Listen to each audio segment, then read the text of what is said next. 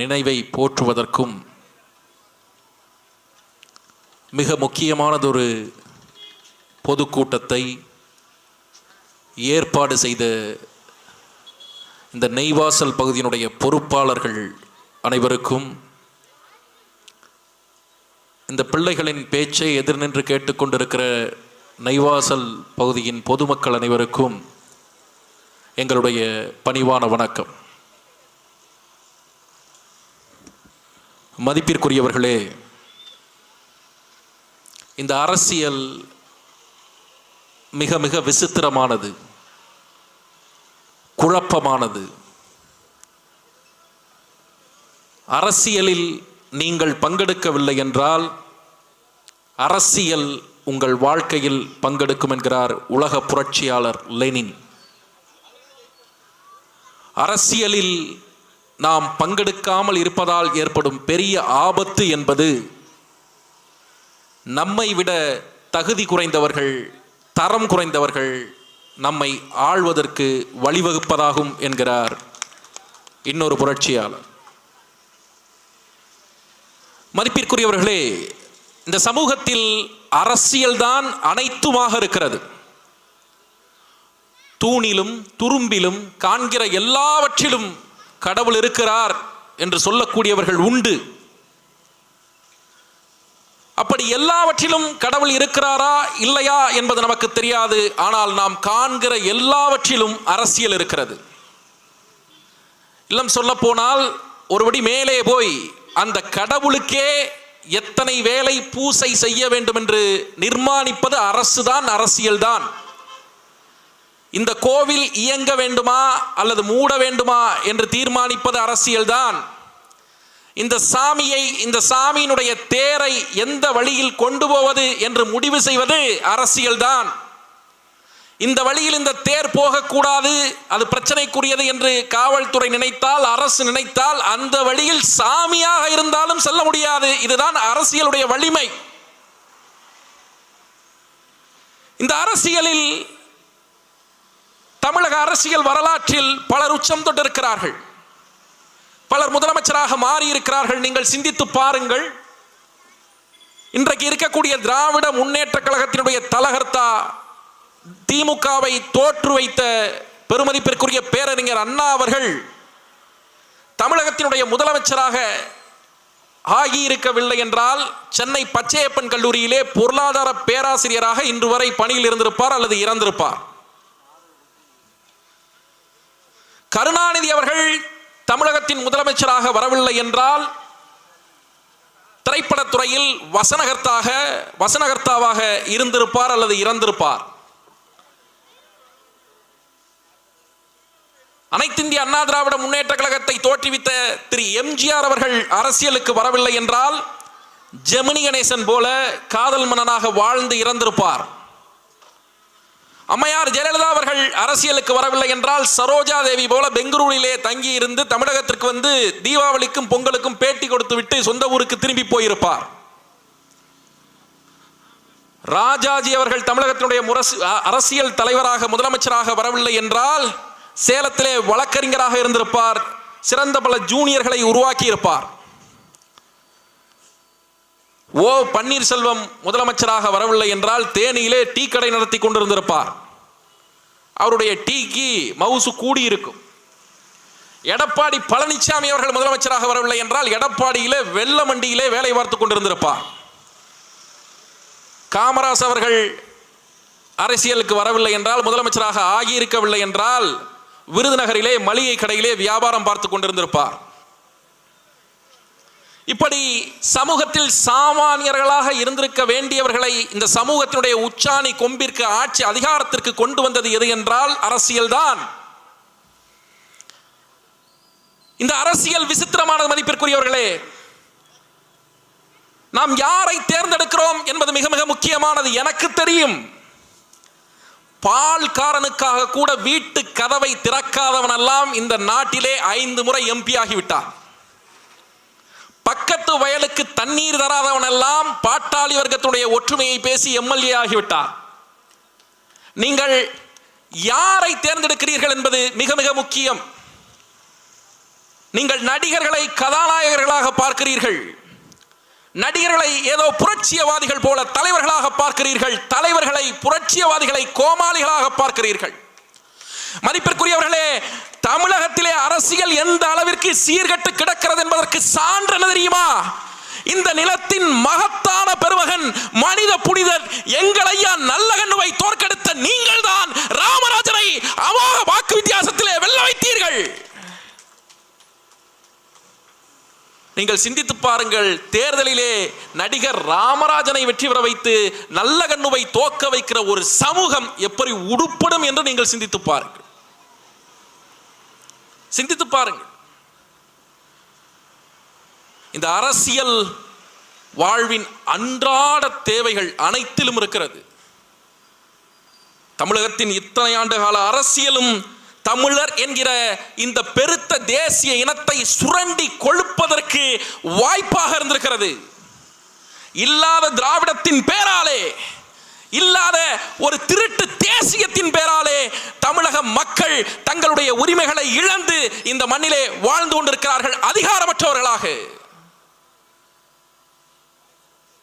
எனக்கு முன்னே பேசிய பெருமகன் ஐயா, கம்யூனிஸ்ட் கட்சியிலிருந்து எங்களுடைய கட்சியில் சேர்ந்திருக்கிற பெருமகன் ஐயா அவர்கள் சொன்னார்கள், கம்யூனிசம் பற்றி பேசினார்கள். கம்யூனிசம் என்றால், மார்க்சியம் என்றால், சோசலிசம் என்றால் அதை விளக்க முடியும். அறிவார்ந்த இளைய பிள்ளைகளே, பெருமக்களே, நீங்கள் சிந்தித்து பாருங்கள். மார்க்சியம் என்றால் என்ன? கம்யூனிசம் என்றால் என்ன? சோஷலிசம் என்றால் என்ன? பிரெஞ்சு மரபிலே உருவான ஒரு தத்துவம். வரலாற்று பொறுமுதல்வாதத்தை பேசக்கூடியது, இயக்கவியல் பொறுமுதல்வாதத்தை பேசக்கூடியது. அது அந்த தத்துவ மரபிலே உதித்தது. பொருளாதார ரீதியாக இங்கிலாந்தினுடைய பொருளாதார தோற்ற மயக்கத்தில் இருந்து உருவானது. லாபத்தை பற்றி பேசக்கூடியது, சுரண்டலை பற்றி, கூலியை பற்றி, உபரி லாபத்தை பற்றி, மதிப்புகளை பற்றி பேசக்கூடியது பொருளாதார ரீதியாக. சமூக ரீதியாக சோசலிசமும் கம்யூனிசமும் என்ற கருத்துக்கள் அறிவியலுக்கு ஏற்கத்தக்க வகையிலே சொல்லப்படுவது.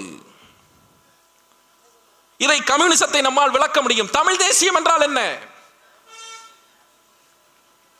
ஒரு மொழியை வழியாக கொண்ட தேசிய இன மக்கள், ஒரு பெருத்த கூட்டம் ஒரு குறிப்பிட்ட மொழியை பேசுகிறது. அந்த கூட்டத்திற்கென்று ஒரு பொதுவான பழக்க வழக்கம் இருக்கிறது, ஒருபடித்தான வாழ்க்கை தன்மை இருக்கிறது, நிலம் இருக்கிறது, நிலத்திற்கான எல்லைகள் இருக்கிறது, வரலாறுகள் இருக்கிறது, காப்பியங்கள் இருக்கிறது, காவியங்கள் இருக்கிறது, அவர்களை ஆண்ட அரசுகள் இருக்கிறார்கள். அவர்கள் தனித்த பெருத்த தேசிய இனமாக ஒரு நிலப்பரப்பிற்குள்ளாக ஆண்டாண்டு காலமாக வாழ்ந்து வருகிறார்கள் என்றால் அது ஒரு தேசிய இனம். தமிழர்கள் அப்படி வாழ்ந்து வருகிறோம். இது தமிழ் தேசிய இனம். இந்த தமிழ் தேசிய இனத்திற்காக செய்யப்படுகிற அரசியல் தமிழ் தேசிய அரசியல், அதற்காக பேசப்படுகிற கருத்துக்கள் தமிழ் தேசிய கருத்துக்கள். இதை விளக்க முடியும். ஆனால் இந்த திராவிட கட்சிகளை ஆதாரமாக இருந்து இயக்கமாக தோற்றுவித்த பெரியாரில் இருந்து, திராவிட முன்னேற்ற கழகத்தை தோற்றுவித்த அண்ணாதுரையில் இருந்து, முதலமைச்சராக இருந்த கருணாநிதியில் இருந்து, ஸ்டாலினில் இருந்து, இப்போது இருக்கிற உதயநிதி ஸ்டாலினில் இருந்து, திராவிட கட்சிகளில் இருந்து, எம்ஜிஆரில் இருந்து, ஜெயலலிதாவில் இருந்து, எடப்பாடி பழனிசாமியில் இருந்து, பன்னீர்செல்வத்தில் இருந்து ஒரு பயனாலும் இதுதான் திராவிடம் என்று இந்த மண்ணிலே விளக்கி சொல்ல முடியாது. வெளிப்படையாக சவால் விடுகிறோம். ஒரு யோக்கிய நிற்பானெனில், ஒரு அறிவார்ந்த சிந்தனாவாதி அந்த தத்துவத்திலே பற்றிக்கொண்டு இருப்பான் என்றால் அவன் எங்களோடு நேருக்கு நேராக இந்த மக்கள் மன்றத்திலே விவாதிக்கலாம். எது திராவிடம் என்று சொல்லலாம், பேசுவோம். தெலுங்கரும் மலையாளியும் கன்னடரும் துளு பேசக்கூடியவரும் தமிழரும் திராவிடம் என்றால் உங்கள் திராவிட கட்சி ஏன் தமிழகத்தில் மட்டும் இருக்கிறது? உங்கள் திராவிடர் கழகம் ஏன் தமிழகத்தில் மட்டும் இருக்கிறது? திராவிட முன்னேற்ற கழகம் ஏன் தமிழகத்தில் மட்டும் இருக்கிறது? அண்ணா திராவிட முன்னேற்ற கழகம் ஏன் தமிழகத்தில் மட்டும் இருக்கிறது? பார்ப்பனியர்களிடமிருந்து தமிழர்களை காப்பாற்றுவதற்காக திராவிட கருத்தியல் உருவாக்கப்பட்டது என்பது சொல்வதெல்லாம் பச்சை பொய். அது தமிழரிடமிருந்து தமிழர் நிலத்தை, தமிழர் அதிகாரத்தை புடுங்கிக் கொள்வதற்காக உருவாக்கப்பட்டது. மதிப்பிற்குரியவர்களே, இந்த ஒரத்தநாடு சட்டமன்ற தொகுதியிலிருந்து சொல்கிறேன், ஆடலும் கலையும் அழகிற் சிறந்த அத்தனையும் மானமும் காதலும் விண்ணை பிளக்கும் வீரமும் நஞ்சையும் புஞ்சையும் கொஞ்சி விளையாடும் இந்த தஞ்சை தரணியிலே இந்த நிலம் உலகின் 16 நாடுகளுக்கு தலைநகராக இருந்த இடம், ஊர் இந்த தஞ்சாவூர். எங்களுடைய பாட்டன், நம்முடைய பாட்டன் ராஜராஜ சோழனும் அவன் மகன் அரசேந்திர சோழனும் கடல் கடந்து படைகட்டி 16 நாடுகளை கைப்பற்றினார்கள். இந்தியா, இலங்கை, மாலத்தீவு, மலேசியா, கம்போடியா உட்பட 16 நாடுகள். அந்த 16 நாடுகளுக்கும் ஒரே தலைநகரம் தஞ்சாவூர். அங்கிருந்துதான் ஆட்சி செய்யப்பட்டது. அந்த தஞ்சாவூரில் அமர்ந்து கொண்டு உலகின் 16 நாடுகளை ஆண்ட ஒரு இனத்தை, அந்த இனத்தில் இருந்து ஆள்வதற்கு தகுதியற்ற ஒரு தலைவன் இல்லை என்று சொல்லி கருணாநிதியை இங்கே அழைத்து வந்தது எவன்? தமிழர் அல்லாத எம்ஜிஆரை இங்கே அழைத்து வந்தவன் எவன்? எப்படி ஓட்டு போட்ட? எப்படி போட்ட? கல்லரில் இல்லாதவர்கள், பறையரில் இல்லாதவர்கள், வன்னியரில் இல்லாதவர்கள், அகமுடையாரில் இல்லாதவர்கள், கோனாரில் இல்லாதவர்கள், தேவேந்திர குல வேளாளரில் இல்லாதவர்கள், முதலியாரில் இல்லாதவர்கள், செட்டியாரில் இல்லாதவர்கள் எப்படி மலையாள தேசத்தில் இருந்து வந்தார்கள்? எப்படி தெலுங்கு தேசத்தில் இருந்து வந்தார்கள்? எப்படி வந்தான்? இன்று வரை திராவிட முன்னேற்ற கழகத்தினுடைய தலைமை பதவி கருணாநிதி குடும்பத்திடமிருந்து வேறு ஒரு ஆளுக்கு சென்றிருக்கிறதா? ஏன் அந்த கட்சியிலே தமிழர்கள் இல்லையா? ஒரு தமிழன் திமுகவினுடைய தலைவராக கூடாதா? தமிழ்நாட்டில் நீ கட்சி நடத்துவ, தமிழ்நாட்டு மக்கள்கிட்ட ஓட்டு வாங்குவ, ஆனா உன் கட்சியினுடைய தலைமை தமிழனாக இருக்க முடியாது என்றால் நீ என்ன கட்சி நடத்துற? என்ன நடத்துற? மாய்மாலங்கள், வெற்று பேச்சுகள், வெற்று பேச்சுகள். மதிப்பிற்குரியவர்களே, நாம் சிந்திக்க வேண்டும். இங்க நிறைய பேர் விவசாயிகள் பார்த்துட்டு இருப்பீங்க. இந்த நிலத்தில் லஞ்சம் என்பது சர்வசாதாரணமாக போய்விட்டது. உங்கள் மனசாட்சியை தொட்டு சொல்லுங்கள். நெல் சென்டர்ல அரசு நெல் கொள்முதல் நிலையங்களில் மூட்டைக்கு 30 ரூபாய் கொடுக்காத, 40 ரூபாயை கொடுக்காத விவசாயி இந்த கூட்டத்தில் உண்டா? சொல்லுங்க. வெம்பாடு விட்டு உழைச்சி, நெல் வயல்ல உழைச்சி, ஏர் ஓட்டி, நாத்து நட்டு, களை பறிச்சு, 3 வரம் போட்டு, ராப்பகலா தண்ணி பாய்ச்சி, கருதறுத்து, அத்தனை காசையும் செலவு பண்ணி இறங்கி நின்று நெல் அறுத்து கொண்டு வந்தா அரசாங்கம் கொள்முதல் பண்ணுதுங்க. ஒரு மூட்டைக்கு 30 ரூபாய் 40 ரூபாய் லஞ்சமாக வாங்குகிறார்கள் அந்த அயோக்கியர்கள். எத்தனை லட்சம் கோடி தெரியுமா? எத்தனை லட்சம் மூட்டைகள் தெரியுமா? 2 நாளைக்கு 3 நாளைக்கு 1 லட்சம் மூட்டை ஒரு சென்டர்ல. தமிழ்நாடு முழுவதும் எத்தனை சென்டர்கள்? ஒரு மூட்டைக்கு 30 ரூபாய் 40 ரூபாய். யோசிச்சு பாருங்க, எத்தனை லட்சம் மூட்டைகள், எத்தனை லட்சம் ரூபாய், எத்தனை கோடி ரூபாய் காசு யாருக்கு போகுது? வெக்கமா இல்ல? வெம்பாடு விட்டு உழைக்கிற விவசாயிட்ட இருந்து திருடி தின்றீங்களா? இதுக்கு நீங்க பிச்சை எடுக்கலாம்டா. யாருக்கு போகுது? அதிக அமைச்சருக்கு வேணும்னு அதிகாரி வாங்குறான், அதிகாரிக்கு வேணும்னு ஊழியன் வாங்குறான், ஊழியனுக்கு வேணும்னு சொல்லி பொதுமக்கள் வாங்குறான். வாங்குறவன் அந்த ஊர்காரன் தான். லஞ்சம் என்று தெரியாமல் வாங்கி கொண்டிருக்கிறார்கள். சிந்திச்சு பாருங்க, சர்வசாதாரணமாகிவிட்டது லஞ்சம். மதிப்பிற்குரியவர்களே, அரசியல் எப்படி நடக்கிறது, எப்படி மாறி இருக்கிறது? 2009-10 கட்சி தொடங்கிய நாளிலிருந்து இந்த நொடி வரை தமிழகம் முழுவதும் லட்சக்கணக்கான பொதுக்கூட்டங்களை, ஆர்ப்பாட்டங்களை நாங்கள் நடத்தி இருக்கிறோம். எந்த ஒரு கூட்டத்திற்கும் 1 ரூபாய் கொடுத்து யாரையும் அழைத்ததில்லை. இது சத்தியம். 15 வருஷத்துல ஒரே ஒரு முறை கூட எந்த ஒரு தனி நபரையும், ஒரே ஒரு ஆளை கூட 1 ரூபாய் காசு கொடுத்து அழைத்ததில்லை. திமுக, அதிமுகவில் இருக்கிற ஆண்மையுள்ள அரசியல்வாதிகள் சவால் விட்டு சொல்றேன், நீ சொல்றா என் கூட்டத்துக்கு காசு கொடுக்காம மக்கள் வந்தாங்கன்னு சொல்லு பாப்போம். குட்டி யானை வச்சு, டாடா எஸ் வச்சு 200 ரூபாய் காசு கொடுத்து மகளிர் ஆட்டு மந்தம், மாட்டு மந்தம் மேல ஏற்றிட்டு போய் கூட்டத்தில் உட்கார வச்சு கூட்டம் காட்டி, ஆடு மாடுகளா மனுஷங்களா? ஏண்டா என் தாய்மார்களை, அக்கா தங்கச்சியை பார்த்தா உங்களுக்கு என்ன ஆடு மாடு மாதிரி தெரியுதடா? ஆடு மாடி மாதிரி தெரியுதா? கோட்டை கொடுத்து, கோழி பிரியாணியை கொடுத்து, சாராய போத்தலை கொடுத்து ஆண்களை கூட்டத்துக்கு கூட்டு போய், ஏண்டா உங்க அரசியல் சாராயம் கொடுக்கறதும் பிரியாணி கொடுக்கறதும் 200 ரூபாய் காசு கொடுக்கறதும் தானடா. மக்களை அவ்வளவு மலிவாவாட நடத்துறது. சிந்திச்சு பாருங்க, சிந்திச்சு பாருங்க மதிப்பிற்குரியவர்களே. நாம் தமிழர் கட்சி அதை செய்யல. எந்த பெண்களை, எங்களுடைய அக்கா தங்கச்சியை, தாய்மார்களை காசு கொடுத்து நாங்கள் அழைக்கிறது இல்லை. மாறாக எங்கள் கட்சியிலே 50% தேர்தலிலே நிற்பதற்கு இடம் கொடுக்கிறோம். சரிக்கு சமமாக, ஆணுக்கு நிகராக பெண்ணிற்கு இடம் கொடுக்கிறோம். ஏன் கொடுக்கிறோம்? வரலாற்று கடமை. எல்லாரும் சொல்கிறார்கள் 50% ஏதோ இடம் கொடுக்கிறார்கள் பெண்களுக்கு என்று ஒரு வரியிலே கடந்து போய் விடுகிறார்கள். அது அப்படி அல்ல. அதற்கு பின்னாலே ஒரு பாரிய வரலாறு உண்டு, ஒரு சமூக கடமை உண்டு.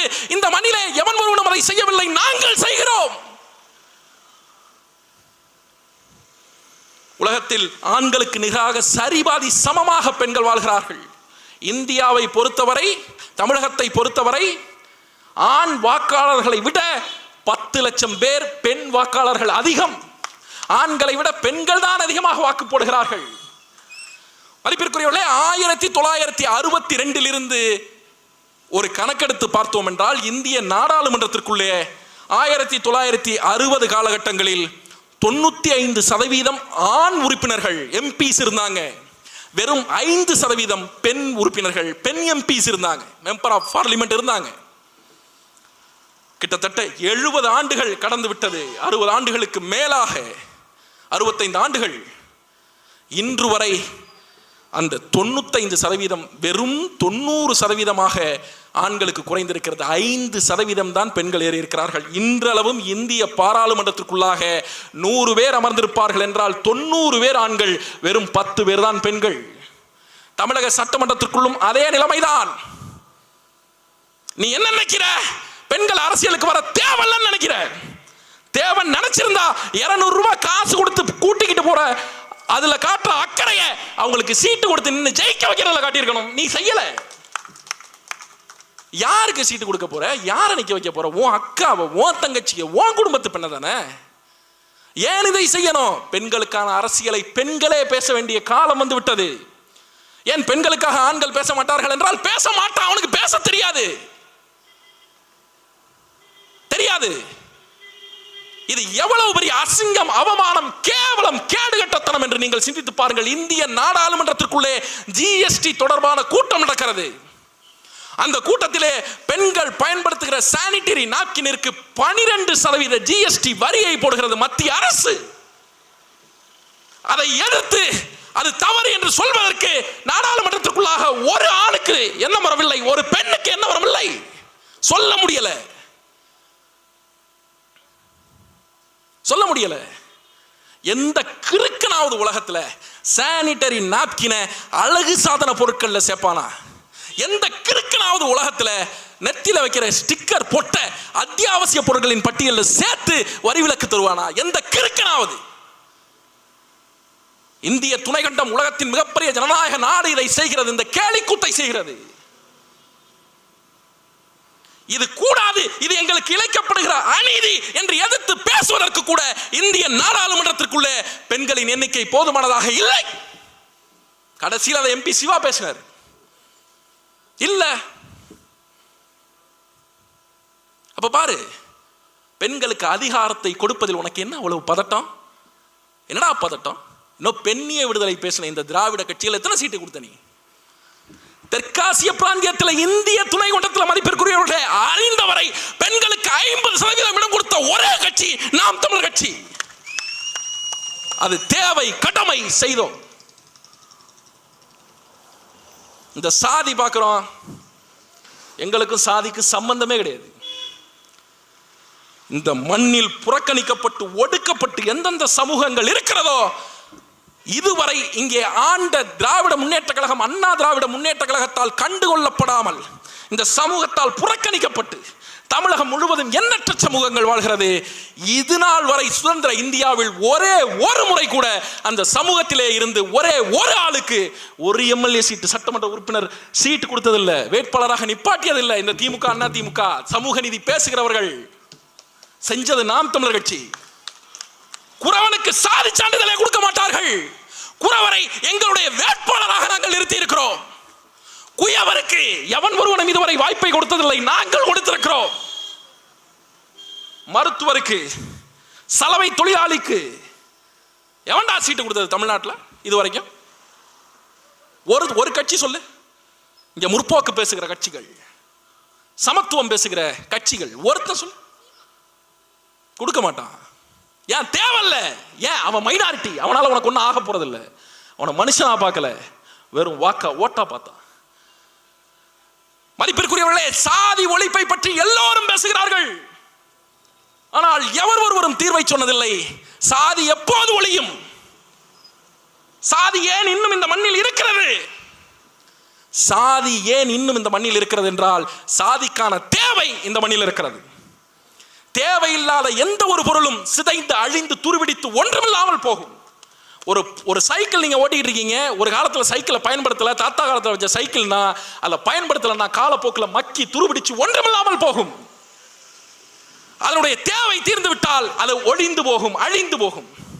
ஆனால் சாதி இன்னும் இருக்கிறது என்றால் என்ன காரணம்? சாதியினுடைய தேவை இருக்கிறது என்று காரணம்.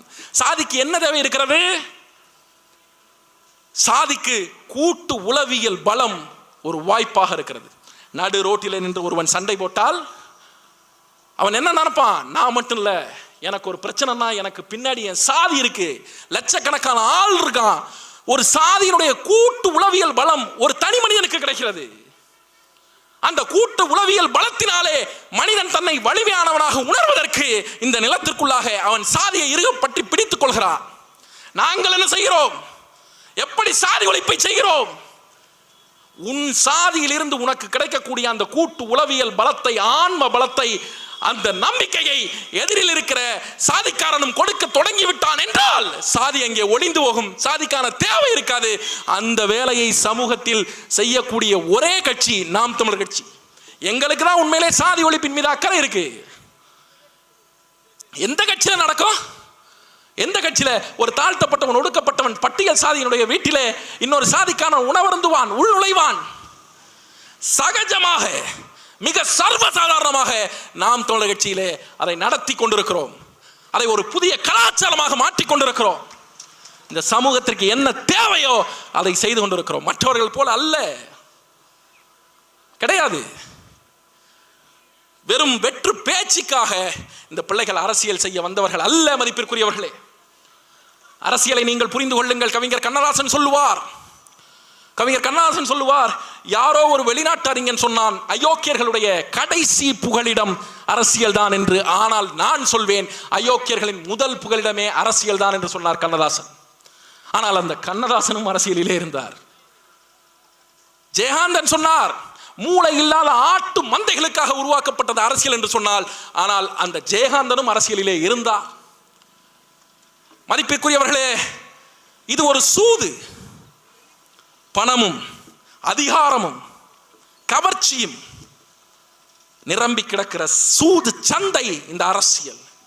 இதிலே நேர்மையை மட்டும், கொள்கையை மட்டும் நம்பி ஒரு கூட்டம் நிற்கிறது. தேசிய தலைவரை நெஞ்சிலே ஏந்தி நிற்கிறது. நாங்கள் 1.1% வாக்கிலிருந்து 4% வாக்காக உயர்ந்திருக்கிறோம். 4லிருந்து 8ஆக உயர்ந்திருக்கிறோம். கிட்டத்தட்ட இந்த நேர்மைக்காக, இந்த கொள்கைக்காக, எங்கள் தலைவனுக்காக, எங்கள் அண்ணனுக்காக, நாங்கள் பேசக்கூடிய அரசியலுக்காக எங்கள் பின்னாலே தமிழகத்தில் 36 லட்சம் மக்கள் நிற்கிறார்கள். அந்த 36 லட்சம் வாக்கும் பல மடங்கு, பன்மடங்கு மதிப்புடையது. ஏனென்றால் ஒரு வாக்குக்கு கூட நாங்கள் 1 ரூபாய் கொடுத்து பெற்ற வாக்குகள் அல்ல. வெளிப்படையான சவால் இந்த தொகுதியிலே அதிமுகவிலே யார் என்றாலும் சரி, அண்ணன் சேகர் என்றாலும் சரி, வைத்தியலிங்கம் மீண்டும் என்றாலும் சரி, திமுகவில் எவர் என்றாலும் சரி, வெளிப்படையாக பேசுவோம்.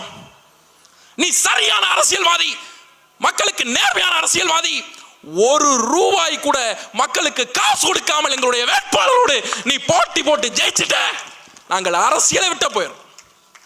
ஜெயிச்சிருவ. நீ பேச தெரியும், உனக்கு அரசியல் பேச தெரியுமா? விவாதிக்க தெரியுமா? என்ன தெரியும்? ஒரு இளவும் தெரியாது. கல்யாண வீட்டுக்கு போக தெரியும், காது குத்து வீட்டுக்கு போக தெரியும், கருமாதி வீட்டுக்கு போக தெரியும், மாலை போட தெரியும். இதுதான் உனக்கு தெரிஞ்ச அரசியல். இதான் அரசியல். வேற என்ன அரசியல்? மதிப்பிற்குரியவர்களே, நாம் சிந்திக்க வேண்டும். இத்தனை ஆண்டு காலம் இவர்களுக்கு வாக்கு செலுத்தி நாம் நொந்தது போதும், வெந்தது போதும். ஒரு புதிய முயற்சியாக மிக நேர்மையாக நெஞ்சை நிமிர்த்தி வந்து நிற்கிற இந்த பிள்ளைகளுக்கு இந்த சட்டமன்ற தேர்தலிலே நீங்கள் வாக்கு செலுத்துங்கள். இதுவரை ஒரத்தநாடு சட்டமன்ற தொகுதியிலே திமுக, அதிமுக, காங்கிரஸை தவிர வேறு எவரும் இல்லை. ஆனால் இந்த முறை ஒரத்தநாடு சட்டமன்ற தொகுதியினுடைய வரலாறு மாறுகிறது. நாம் தமிழர் கட்சி இந்த தொகுதியை கைப்பற்றுகிறது, வெல்கிறது. நீ நினைக்காத பணம் கொடுத்து ஓட்டு வாங்கிடலான்னு. மக்கள் ரொம்ப தெளிவா இருக்கான். ஒன்ட்ட பணம் வாங்குவான், ஆனா ஓட்டு போட மாட்டான். ஓட்டு போட மாட்டான். அதிமுக ஒரு கட்சின்னு ஓட்டு போடணுமா? அதிமுக என்ன இருக்கு, யார் இருக்கா? இருக்கிறவெல்லாம் போயிட்டான். கழுத தெரிஞ்சு கட்டருமான கதையா. இந்த பக்கத்து டிடிவி போயிட்டாரு, அந்த பக்கத்து சசிகலா போயிட்டாங்க, இந்த பக்கத்து ஓபிஎஸ் போயிட்டாரு, அந்த பக்கத்து செங்கோட்டையன் போயிட்டாரு. 4 கதவை திறந்து வச்சு 4 பேர் உள்ள போயிட்டாங்கடா. நடுவில் நீ என்ன பண்ணிட்டு இருக்க? எதுக்கு உனக்கு ஓட்டு போடணும்? திராவிட கட்சிகளுக்குன்னு ஒரு கம்பீரம் இருந்தது. அதை ஒட்டுமொத்தமாக நசுக்கி குப்பையில போட்டு வந்த எடப்பாடி பழனிசாமி பாஜகவிற்கு காலை பிடித்துக் கொண்டு பாஜகவினுடைய அடிமையாக தமிழக மக்களை இந்துத்துவ சக்திக்கு அடிபணிய வைக்கிற அயோக்கியத்தனமான வேலையை செய்பவர் இந்த எடப்பாடி பழனிசாமி. எடப்பாடி தாண்டி அந்த கட்சி எழும்பாது. இந்த பகுதியில் அதிமுக யாராவது இருந்தா நான் சத்தியம் பண்ணி சொல்றேன், இந்த தேர்தலுக்கு பிறகு அதிமுக ஒரு கட்சியே இருக்காது. அப்படியே இருந்தாலும் 10 தொகுதி 20 தொகுதி கோயம்புத்தூருக்குள்ள மட்டும்தான் இருக்கும், வேற வாய்ப்பு இல்லை. திமுக கஞ்சா போட்டு கொலை பண்றான், வாத்தியார் போராடுறான், ஆசிரியர் போராடுறான், துப்புரவு தொழிலாளர் போராடுறான், தேர்தல் வாக்குறுதிகளை நிறைவேற்றல. அது ஒரு கட்சி. திமுக சுரண்டது பத்தாதுன்னு மேலும் ஓட்டு போட்டு சுரண்டறதுக்கு ஒரு வாய்ப்பை நம்ம கொடுக்க போறோமா? விஜய்னு ஒருத்தர் வந்திருக்காரு. அதாவது பத்திரிகைக்காரன் கேட்குறான், உங்க கட்சியோட நிலைப்பாடு என்னன்னு அந்த கட்சியினுடைய தொண்டன் கேட்குறான். அந்த தொண்டன் சொல்றாங்க, நான் என் தலைவருக்கு பொண்டாட்டி ஆகணும்னு சத்தியமா சொன்னாங்க. நான் விளையாட்டுக்கு சொல்லல, பதிவு இருக்கு பாருங்க. ஏண்டா விஜய்க்கு பொண்டாட்டி ஆகிறதுக்கு எதுக்குடா நீ கட்சியில இருக்க? உங்க கொள்கை தலைவர் யாரு அப்படின்னு கேட்டா நமக்கு ஒரே தலைவர் தான், விஜய் தான். கொள்கை தலைவர் யாருங்க? இந்த ஈரோட்ல இருந்து ஒருத்தர் வந்தாரு புதுசா, அவர் தான். யாரு? செங்கோட்டையன் சொல்றான். எத்தனை தொகுதிங்க நீங்க ஜெயிச்சா விஜய் முதலமைச்சர் ஆவாரு? ஒரு 30 தொகுதி ஜெயிப்பாங்க முதலமைச்சர், நாங்க தாங்க. எத்தனை தொகுதின்னு தெரியாது, என்ன இலவு கர்மம் எதுவுமே தெரியாது. எங்க நரமாமிச பச்சினி மாதிரி கையை கடிச்சு வைக்கிறாங்க. இது ஒரு கூட்டங்க. இது தமிழக அரசியல்ல நாம் தமிழர் கட்சிக்காரனா சொல்லல, ஒரு பொதுவான அரசியல்வாதியா சொல்றேன். விஜய் எல்லாம் இந்த மண்ணில் ஆட்சி அதிகாரத்தை நோக்கி நகர முடியும் என்றால் இந்த மண்ணில் திருமாவளவன் உழைத்த உழைப்பு என்னாவது, காமராசர் உழைத்த உழைப்பு என்னாவது, கக்கன் உழைத்த உழைப்பு என்னாவது, கருணாநிதி கூட உழைத்த உழைப்பு என்னாவது, அண்ணாதுரை உழைத்த உழைப்பு என்னாவது, மதிப்பிற்குரியவர்களே ராமதாஸ் அவர்கள் உழைத்த உழைப்பு என்னாவது, ஜான் பாண்டியன் உழைத்த உழைப்பு என்னாவது, கிருஷ்ணசாமி உழைத்த உழைப்பு என்னாவது, சரத்குமார் நாடார் சங்கரமாக இருந்து கட்சியாக மாற்றி அவர் உழைத்த உழைப்பு என்னாவது, மக்களுக்காக களத்தில் அனுதினமும் கட்சி தொடங்கி அந்த நாளில் இருந்து இந்த நொடி வரை மக்களுக்காக நிற்கிற எங்களுடைய உழைப்பு என்னடா ஆகிறது? நாங்க அரசியலுக்கு வரணும்னா எங்களுக்கு ஒரு பொது நோக்கம் இருக்கு. என் இனம் அழிஞ்சுது, என் இனம் அதிகாரத்தில் இருந்து வெளியில இருக்கு, என் இனம் சுரண்டப்படுது, என் இனம் ஒதுக்கப்படுது, பாதிக்கப்படுது, உரிமைகள் பறிக்கப்படுது, நதி போகுது, மழை போகுது, மண் போகுது, வளம் போகுது, மொழி போகுது, இனம் போகுது, எல்லாம் போகுது. சாவின் விளிம்பிலே ஒரு இனம் சத்து விழுந்தது. 1.5 லட்சம் மக்கள். வேற வழி இல்லை, என் இனத்தை காப்பாற்றணும்னு கட்சி கட்டி வந்தவர்கள் நாங்க. ஒவ்வொரு கட்சிக்கும் அந்த மாதிரி ஒவ்வொரு நோக்கம் இருக்குடா. உனக்கு என்னடா நோக்கம் இருக்கு? முதலமைச்சர் ஆகணுங்கிறத தவிர உனக்கு என்ன நோக்கம் இருக்கு? விஜய் எல்லாம் ஒரு ஆளு, அது ஒரு கட்சி, அதுக்கு இருக்கிறது ஒரு கொள்கை. இப்ப திராவிடம்னா என்னன்னு கேட்டேன்ல முன்னாடி, திமுக காரனுக்கும் அதிமுக காரனுக்கும் திராவிடம்னா என்னன்னா பதில் சொல்ல தெரியாது. தாவேக காரனுக்கு கேள்வியே புரியாது, இவன் ஏதோ கேட்கிறான் சம்பந்தம் இல்லாம. அந்த மாதிரி ஆட்கள் தான் அவர்கள். ஆக மதிப்பிற்குரியவர்களே, மிக தீர்க்கமாக ஒரு முடிவெடுங்கள். இந்த ஒரு முறை, இந்த ஒரே ஒரு முறை உங்களுடைய வாக்குகளை எங்களுடைய வேட்பாளருக்கு, விவசாயி சின்னத்திற்கு அளித்து பாருங்கள். ஒரு முறை மாற்றத்தை நீங்கள் கண்முன்னே காண்பீர்கள். இந்த பிள்ளைகள் இரத்தத்தை, வியர்வையை மூச்சு காற்றை பேச்சாக்கி தமிழகம் முழுவதும் சுற்றி வருகிறோம். நல்ல அரசியலை, நேர்மையான அரசியலை, மண்ணுக்கும் மக்களுக்குமான கொள்கையை எங்களுடைய மக்கள் ஒருபோதும் கைவிட்டு விட மாட்டார்கள் என்ற நம்பிக்கையிலே இந்த பிள்ளைகள் எதிர்வரும் தேர்தலிலே கனம் காண்கிறோம். உங்கள் பிள்ளைகள் தான் 36 லட்சம் வாக்கு செலுத்திய பெருமக்களே. இன்னும் ஒரே ஒரு உந்துதான், ஒரே ஒரு அழுத்துதான். தேரை இழுத்து நடுத்தருவில் உற்றாதீங்க மக்களே. இந்த பிள்ளைகளை எப்படியாவது ஒரே ஒரு முறை ஆட்சி அதிகாரத்தை நோக்கி உந்தி தள்ளுங்கள். வாழ்வின் இறுதி வரை, கடைசி மூச்சு வரை இந்த பிள்ளைகள் எங்கள் இனத்திற்காக நேர்மையாக நிற்போம். இது எங்கள் தலைவர் உயிரினும் மேலாக நேசிக்கிற தேசிய தலைவர் மேலவே பிரபாகரன் அவர்கள் மீது சத்தியம். இந்த ஒரே ஒரு முறை நெய்வாசலில் இருக்கிற மதிப்பிற்குரிய தமிழ் சொந்தங்களே, பெருமக்களே, எங்களுடைய வேட்பாளருக்கு ஒரு பொது மனிதன், சாதிகளுக்கு அப்பாற்பட்டவன், தன்னுடைய வாழ்க்கையிலே சாதி எதிர்ப்பிற்காக அர்ப்பணித்தவர், நீண்ட நெடுங்காலமாக தமிழ் தேசிய அரசியலிலே நின்று களம் கண்டவர், தமிழ் மக்களுக்காக எண்ணற்ற போராட்டங்களை கையில எடுத்தவர், கஜா புயல் உட்பட எண்ணற்ற இயற்கை சீற்றங்களிலே தஞ்சை டெல்டா முழுவதும் சுற்றி வந்து தன்னுடைய உயிரை கொடுத்து வேலை செய்து மக்களுக்காக உதவிகளை செய்தவர், ஒரு நடிகர் என்பதை தாண்டி ஒரு சிறந்த மனிதர். இது போன்ற ஒரு மனிதரை நீங்கள் தவறவிட்டு விடாதீர்கள். நல்ல கண்ணுவை தோற்கடித்தது எப்படி பாவமோ, எங்கள் திருமுருகனை தோற்கடித்தாலும் அதே பாவம் உங்களை வந்து சேரும் பெருமக்களே. அந்த பாவத்தில் இருந்து தப்பித்துக் கொள்வதற்கு இந்த பிள்ளைகளுக்கு ஒரு வாய்ப்பு கொடுங்கள். ஒரே ஒரு முறை உங்களுடைய வாக்கை இந்த விவசாய சின்னத்திலே செலுத்துங்கள். உறுதியாக நாம் வெல்வோம். நன்றி, வணக்கம். நாம் தமிழர்.